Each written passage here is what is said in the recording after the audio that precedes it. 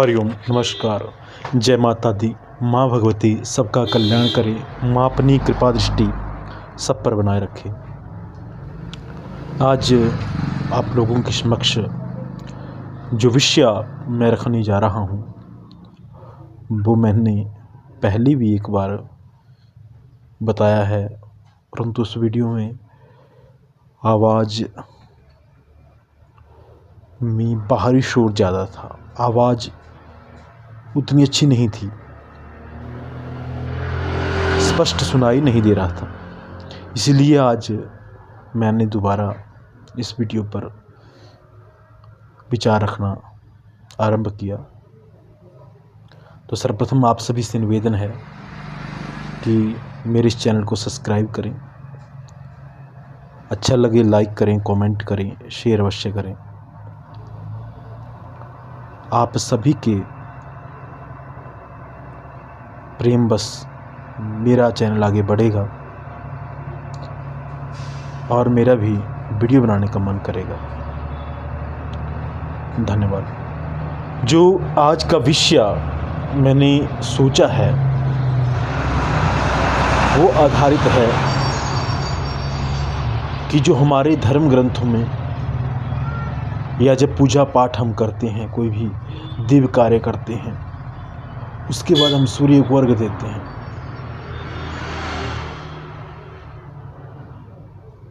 सूर्य को अर्घ्य देना क्यों जरूरी है?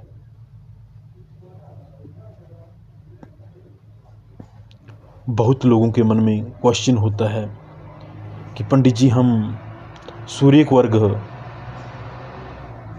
सुबह लेट उठते हैं तो 9-10 बजे दे सकते हैं, गर्मी के दिनों में 8 बजे उठते हैं तो 9 बजे अर्घ्य देते हैं नहा के। कुछ काम कहना होता है कि पंडित जी इतनी जल्दी क्यों, सूर्य तो पूरा दिन होता है, तो अर्घ्य जब मर्जी दे सकते हैं। इस पर भी मैंने इस वीडियो में अपने विचार रखे हैं। सूर्य को अर्घ्य देना सुबह के समय ही क्यों उत्तम है? हमारे ऋषि मुनियों ने भगवान सूर्य की पूजा, सूर्य को अर्घ्य का बड़ा महत्व दिया है और ज्योतिष में भी सूर्य को अर्घ्य देने से सूर्य बलवान होता है, मान प्रतिष्ठा बढ़ती है, यश बढ़ता है, हर क्षेत्र में विजय प्राप्त होती है, शरीर निरोगी रहता है, सिर दर्द, नेत्र रोग दूर होते हैं। ये सब सूर्य को अर्घ्य देने से होता है, सूर्य को जल देने से होता है। असली इसमें कुछ वैज्ञानिक तथ्य भी हैं जिसको साइंस भी आज मान रही है। सूर्य को अर्घ्य देने से हमारा सूर्य बलवान होगा, कारण सूर्य को सुबह अर्घ्य देना एक तो हमारी दिनचर्या सुबह उठने की बनेगी, हम सुबह जल्दी उठ पाएंगे। पहला पॉइंट, आजकल के लोग, आजकल के समय में हम आलस्य में विलीन हो गए हैं, आलसी बन चुके हैं। तो हमारे संस्कार, हिंदू धर्म के संस्कार, सनातन धर्म के संस्कार हमें सूर्य को अर्घ्य देने के लिए प्रेरित करते हैं। सूर्य की पूजा, सूर्य नमस्कार करना चाहिए, ये लिखा हुआ है। सूर्य को हम अर्घ्य देंगे, सुबह जल्दी उठेंगे, हमारे जल्दी उठने से हमारे एक तो कार्य सिद्ध हो जाएंगे, जल्दी उठेंगे तो ज़्यादा काम कर पाएंगे। दूसरा, सुप्रभात, सुबह उठने से हमारी बॉडी में इम्यूनिटी बढ़ेगी, जल्दी उठने से हमारा शरीर निरोगी रहता है। सूर्य को अर्घ्य देने से साइंस भी मानती है कि सूर्य में की धूप से हमें विटामिन डी मिलता है जो हमें कहीं और से प्राप्त नहीं हो सकता। और सबसे अधिक सूर्य से विटामिन डी, जिससे हम अपने शरीर में लाभ भी ले सकें और हमारी त्वचा जले भी ना। सूर्य की धूप में तेज बहुत होता है, तप्त लगती है, गर्मी लगती है, पर सुबह की जो सूर्य की किरणें होती हैं उसमें गर्मी महसूस नहीं होती, वो अति ही पावन होती हैं, अति ही शुद्ध होती हैं। तो जब हम सूर्य को अर्घ देंगे, सूर्य को नमस्कार करेंगे, विधि पूर्वक सूर्य को जल देते समय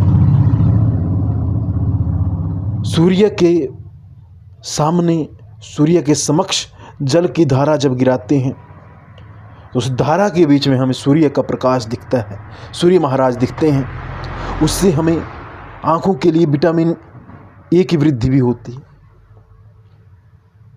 आँखों को भी बल मिलता है, आँखों को भी तेज मिलता है कि सुबह हम अपने नेत्रों से सूर्य भगवान को देखेंगे तो हमारे नेत्र तीव्र होंगे, तेज होंगे।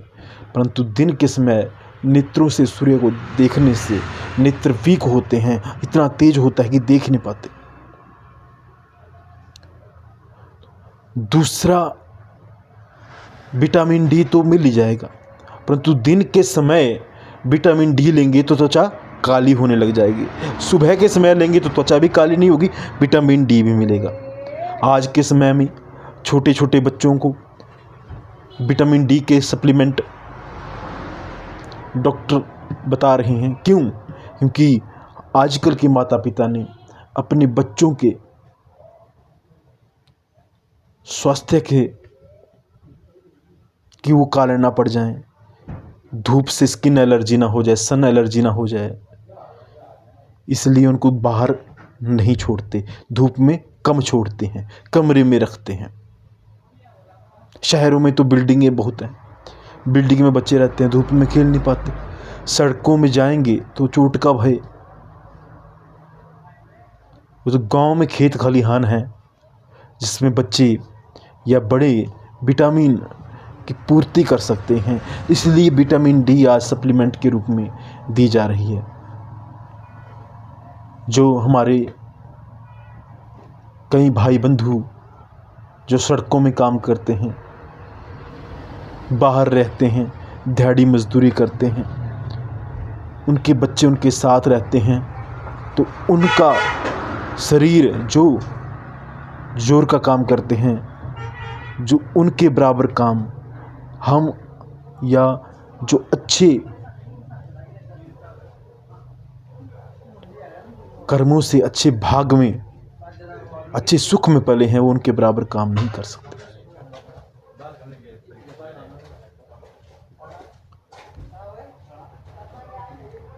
तो क्या करना पड़ता है? विटामिन डी लेनी पड़ती है। तो शास्त्रों में हमारे ऋषि मुनियों ने लिखा है कि सुबह उठकर भगवान की पूजा करें, उसके बाद सूर्य अर्घ दें, उससे सूर्य बलवान होगा। अब सूर्य बलवान कैसे हो गया? जब विटामिन डी हमारी बॉडी में बढ़ेगी तो सूर्य बलवान होगा। विटामिन डी की कमी होगी तो सेल्स वीक, सिर दर्द, नेत्र रोग, कई प्रकार के रोग जो हैं वो निर्माण हो जाते हैं सूर्य की कमी से, सूर्य की वीकनेस से।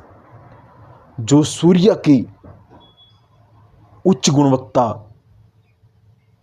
को धारण करेगा उसका सूर्य मजबूत होगा, उसको सिर दर्द, आंखों में जलन नहीं होगी।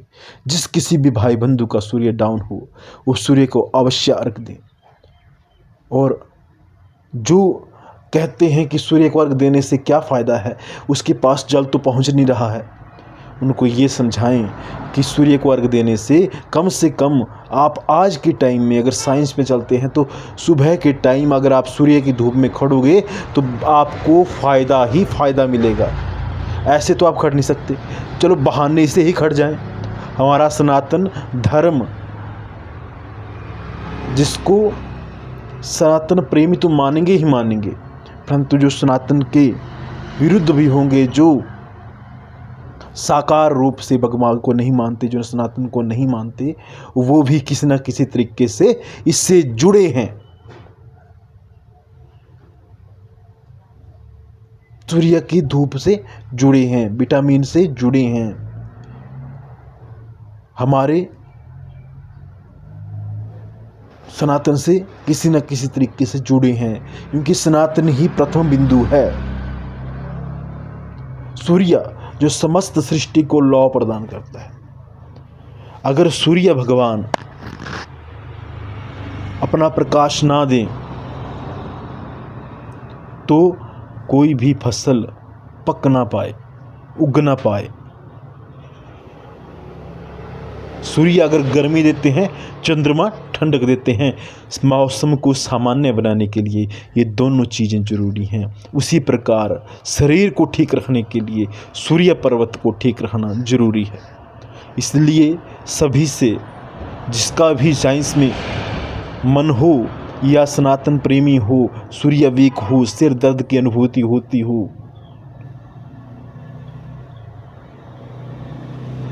गुस्सा तीव्र रहता हो, मन उचाट रहता हो, और अवश्य सूर्य को अर्घ दें।